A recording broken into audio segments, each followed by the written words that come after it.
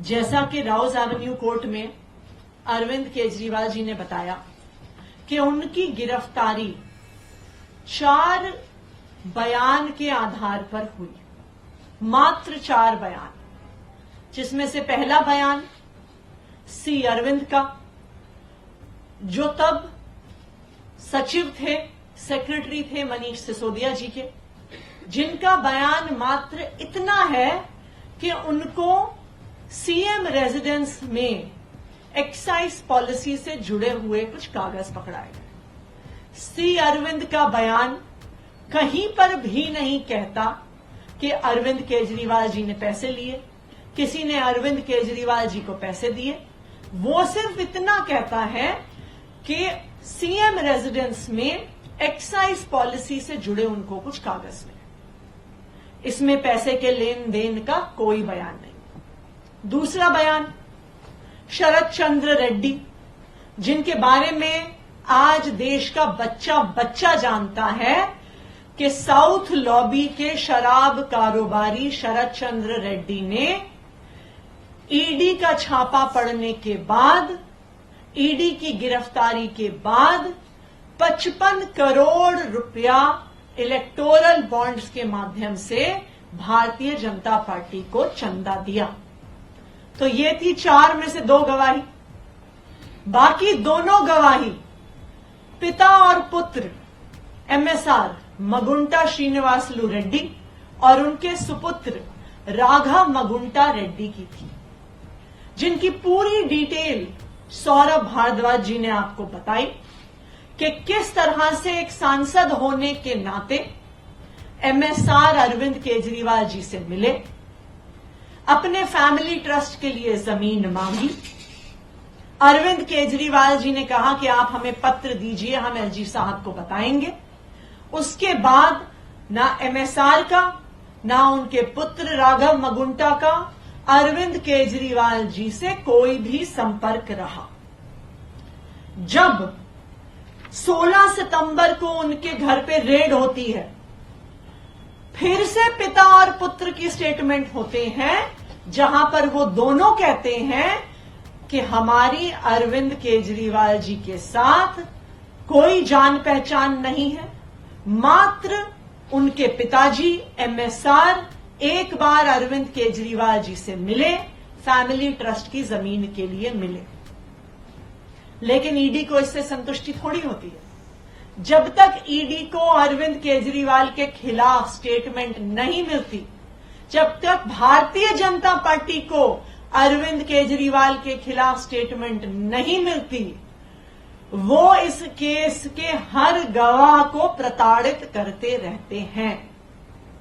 और इसी प्रताड़ना के तहत राघव मगुंटा को गिरफ्तार कर लिया जाता है 10 फरवरी को। 10 फरवरी के बाद भी राघव मगुंटा के पिताजी एमएसआर इस बात पे कायम रहते हैं कि उनकी अरविंद केजरीवाल जी से एक्साइज पॉलिसी पर कोई बात नहीं हुई।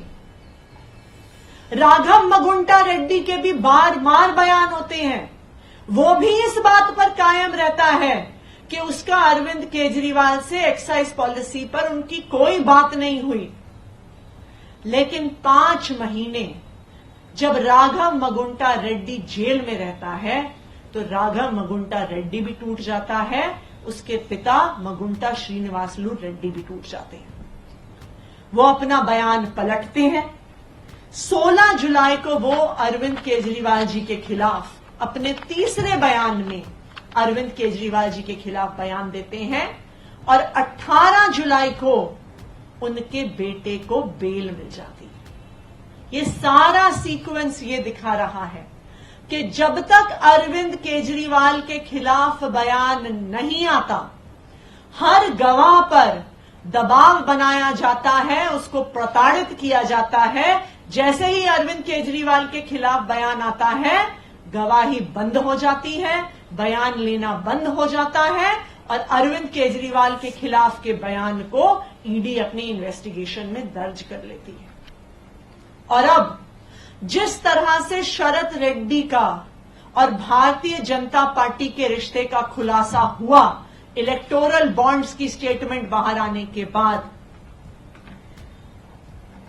फरवरी 28 को राघव मगुंटा और मगुंटा श्रीनिवासलू रेड्डी का भी भारतीय जनता पार्टी से क्या रिश्ता है वो सामने आ गया। 28 फरवरी को दोनों पिता और पुत्र ने टीडीपी, जो भारतीय जनता पार्टी का एलाई है, जो एनडीए का घटक दल है, 28 फरवरी को एमएसआर और उनके सपुत्र राघव मगुंटा टीडीपी ज्वाइन कर लेते हैं। और कल 29 अप्रैल को पिता मगुंटा श्रीनिवासलू रेड्डी को भारतीय जनता पार्टी के एलाय टीडीपी से लोकसभा चुनाव लड़ने का टिकट मिल जाता है।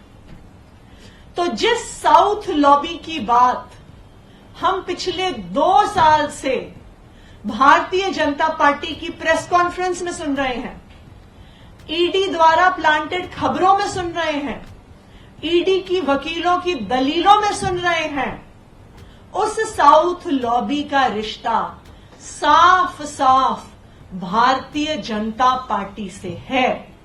साउथ लॉबी का एक महत्वपूर्ण व्यक्ति शरद चंद्र रेड्डी भारतीय जनता पार्टी को 55 करोड़ रुपए चंदा देता है और साउथ लॉबी के में एक महत्वपूर्ण शराब कारोबारी मगुंटा श्रीनिवासलू रेड्डी और उनका बेटा राघव मगुंटा बीजेपी के एलाय टीडीपी में शामिल होते हैं और एनडीए की टिकट से लोकसभा का चुनाव लड़ते हैं।